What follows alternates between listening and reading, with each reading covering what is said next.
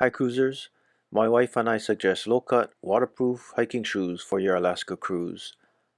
On our recent Alaska cruise in early May, it rained in Seattle, Juneau, and Skagway, and our shoes kept our feet warm and dry. They performed well on paved paths and the rocky shore at the Mendenhall Lake.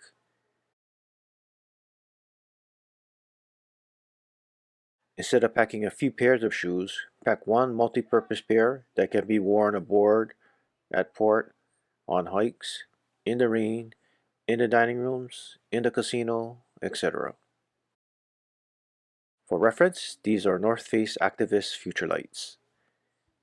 Here is a look at the variety of shoes that other cruisers wore.